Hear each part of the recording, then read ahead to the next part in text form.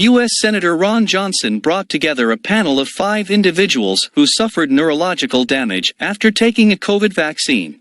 They just want to be seen. They want their stories heard. They would like to be believed. One of them was a 12-year-old girl who took the Pfizer shot and has been debilitated ever since. This is Maddie. First, thank you, Senator Johnson, for the opportunity to share Maddie's story, and to all of you for your willingness to listen.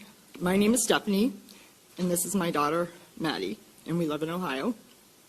On January 20th, Maddie received her second dose of the Pfizer COVID vaccine as a participant in the clinical trial for 12 to 15-year-olds. Before Maddie got her final dose of the vaccine, she was a healthy 12-year-old who got straight A's and had lots of friends. She had a life.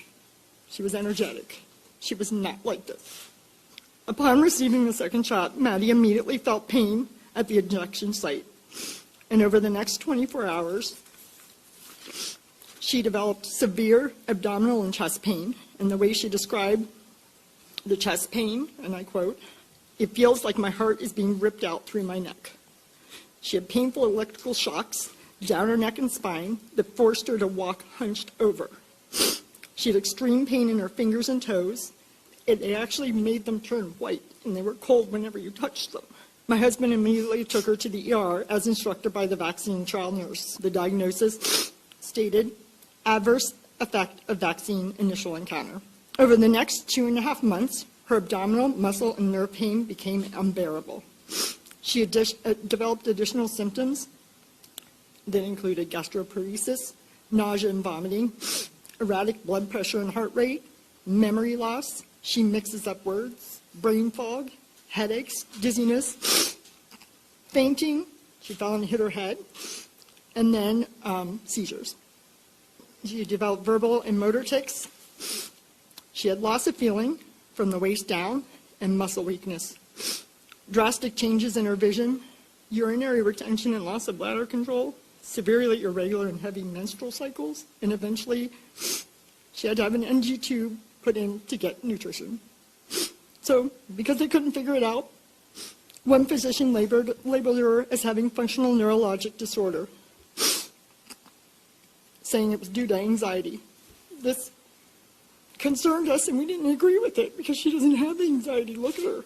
I mean, what 13-year-old can sit here calmly, okay, if they have anxiety or mental issues? At one point, they even tried to admit her to a mental hospital.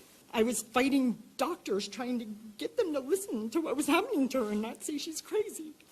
Over the past 5 months, Maddie has been to the ER 9 times and has been hospitalized 3 times for a total of 2 months in the hospital. What I want to ask, Maddie volunteered for the Pfizer trial. Why? Why aren't they researching her to figure out why this happened? So other people don't have to go through this. Instead, they're just saying it's mental. All we want is for Maddie to be seen, heard, and believed, because she has not been. She was totally fine before this. She did the right thing trying to help everybody else, and they're not helping her. And now, the shocking response. Stay in your own lane. That's the message from a trio of Wisconsin doctors to Senator Ron Johnson. Senator Ron Johnson is extremely out of place. Reckless and misleading. The chances of dying from COVID-19 is many, many times greater than the chance of serious side effects from a COVID-19 vaccine. We previously showed step by step that the chance of death from COVID was essentially zero in teenagers, but the backlash continued. As physicians, we urge Senator Johnson to stop spreading baseless disinformation. How can a doctor call Maddie's suffering baseless disinformation? As shocking as this is to hear, there is yet one more unbelievable twist to this story. 4 months after Maddie's disability began, Pfizer published the results of its trial in the prestigious New England Journal of Medicine. There was no mention of Maddie's severe reaction, and the authors concluded that the shot had a favorable safety profile.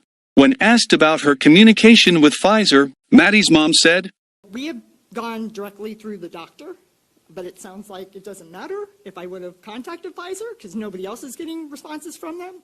This begs the question, how many other cases of disability has Pfizer brushed aside?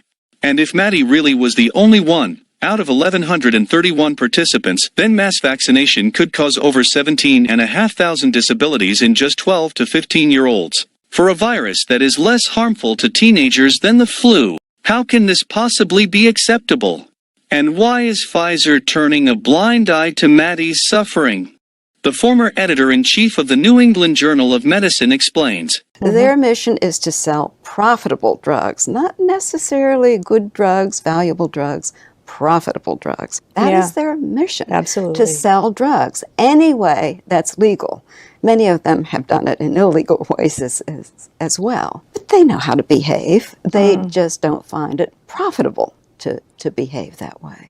For this reason, she wrote in 2009, that it is simply no longer possible to believe much of the clinical research that is published, or to rely on the judgment of trusted physicians or authoritative medical guidelines.